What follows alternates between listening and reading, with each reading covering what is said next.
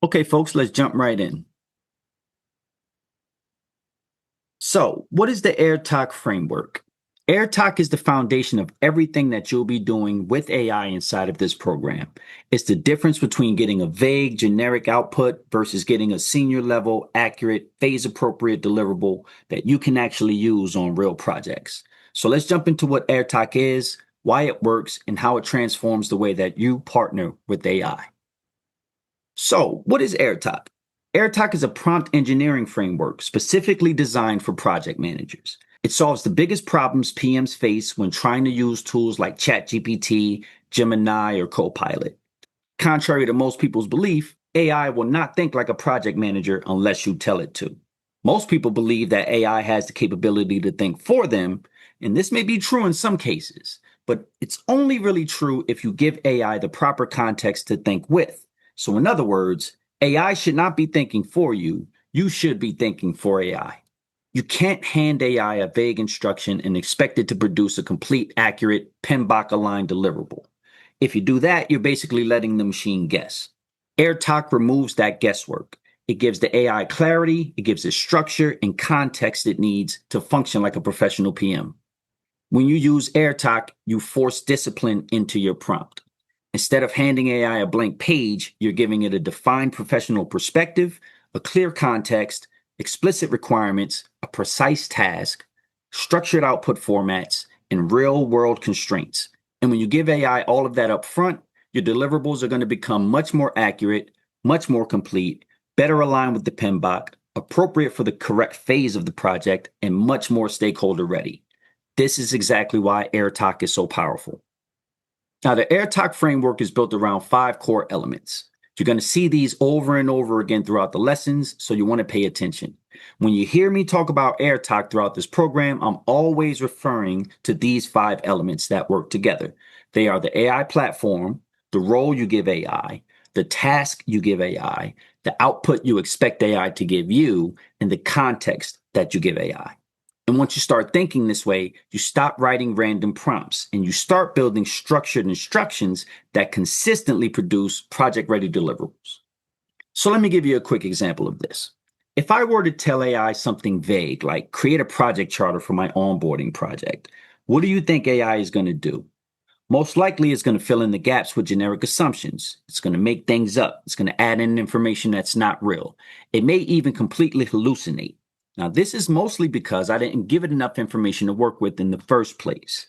This is something you need to control on every prompt, even the small ones. So when you use Airtoc, you provide a role, a task, background context, requirements, format expectations, constraints, etc. You do not allow AI to guess. Now it's going to operate within a defined framework, and the output looks much more tailored to what you actually want. This reduces a lot of rework, iterations, frustration, and that improves your efficiency. I'm talking 80 to 90% complete professional artifacts in a fraction of the time. That sounds pretty good to me. This is the difference between using AI casually and using AI professionally. Now let's dive into these core elements a little bit deeper. First is the AI platform, the ANI in Airtoc. This is where you decide which AI system you're going to use and why. And as we find out more and more each day, not all AI tools are created equal. Some are stronger at analysis and numbers, others specialize in visuals. Here you want to answer the question, what AI am I using for this job, and does it match the task at hand? Next is the role. This is where you assign a role, a job title, or a persona to the AI, and this defines how the AI should respond. You want to give it roles like project manager, risk analyst, business analyst, scrum master. You want to give it a role that actually makes sense. So in other words, an actual resource that you may have on your project team, that's the role you want to give AI. Don't make up roles. The more aligned the role is to the type of deliverable you're creating, the better. So for example, you wouldn't get an executive to write a project charter. That's the project manager's job. So if you need a charter, set the role as a project manager for the best output. If you're not sure which role to use, no worries. We include the best role in each Airtoc artifact template to make sure you get the best results. By giving AI a role, you're telling it how to think and what lens to use when it produces the deliverable. This will always give you better outputs. Next, we have the task. This is where you clearly state what you want the AI to do. Some examples would be identify potential risks and group them by impact and probability, or draft a first pass project charter based on this business case. This is straightforward, but there are some things that you need to be aware of. Assigning the task is a bit of an art. The key is to be specific enough to guide AI, but not so narrow that you shut down useful insights. AI is really good at suggesting next steps or providing insights to your request. And if you're too specific with your task, it may limit AI's input. This is where output and context become very important. So let's talk about it. Here you define the format or structure that you want. Do you want a summary? Do you want a table? Do you want a chart? Maybe a checklist? Do you want a full narrative? Maybe a downloadable PDF, etc.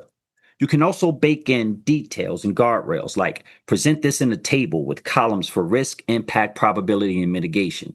Or probably the most important thing, don't invent data or hallucinate. Only use what I've provided, which is probably one of the most important parts to any prompt that you write.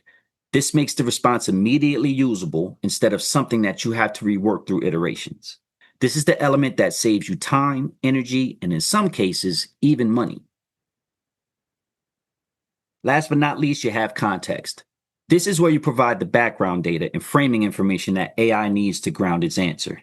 This is the information that you collect on the ground in project meetings, the notes you take, the repositories you have, reports, data sets, org charts, etc. Things like project goals, scope, constraints, risks, stakeholder groups, key assumptions, you name it. If you can add it in, use it as context.